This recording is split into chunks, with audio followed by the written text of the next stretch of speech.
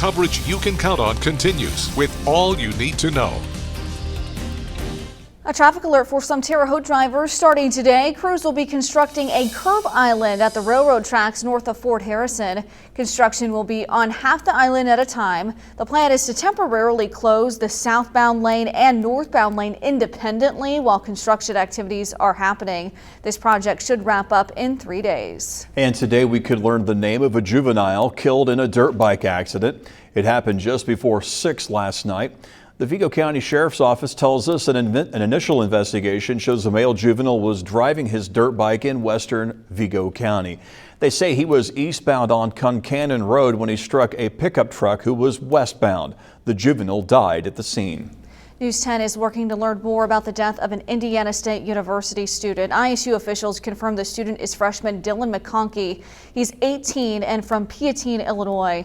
The ISU Police Department says his roommates found him at Cromwell Hall on campus. Counseling will be available for students on campus today. The investigation is ongoing. And of course, we've reached out to Terre Haute Police for more information. We'll pass that along as soon as we get that. The Food and Drug Administration is expected to grant full approval to Pfizer's vaccine, and that could happen as soon as today. Health officials hope the move will convince some holdouts to get their shots. It's also expected to open the door for new vaccine requirements by public and private businesses. President Joe Biden says discussions are underway among military officials about potentially extending the evacuation of Americans and Afghan allies out of Kabul beyond the August 31st deadline. President Biden said since August 14th, 28,000 people have been evacuated in the airlift. Tens of thousands remain stranded in Afghanistan. Much more on this story is coming up at the top of the hour on CBS This Morning. Nearly 7.5 million Americans will lose unemployment benefits next month. President Biden's administration says the pandemic-related 300 enhancement benefits will expire September 6th as laid out in the American Rescue Plan. President Biden is also calling on Congress to overhaul the unemployment system.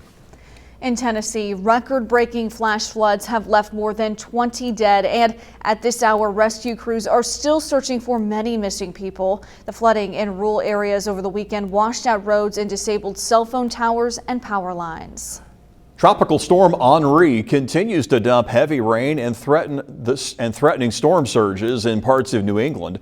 From Massachusetts to New York and New Jersey, Henri flooded streets and homes and toppled trees and power lines. It made landfall Sunday in Rhode Island as a tropical storm.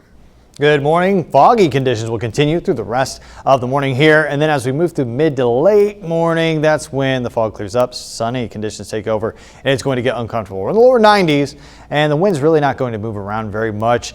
Just creating, again, uncomfortable weather. Tonight we're in the lower 70s, partly cloudy. Fog possible very late tonight, early tomorrow morning once again. And our temperatures once again are going to be in the above 90 degrees with a heat index tomorrow actually close to 105. So it's going to be even less comfortable tomorrow. So you have to do anything outside this week. Each morning here I would get out before lunch because our temperatures, look at this, mid 90s straight on through here. And we are going to see the ingredients come together for some very hit or miss showers, thunder showers each one of these afternoons as all the conditions become right for some pop-up showers and thunder showers. Now, looking ahead to the weekend, temperatures are going to go from the mid-90s to the lower 90s Saturday and Sunday, and we are going to see a continuing chance of rain both days.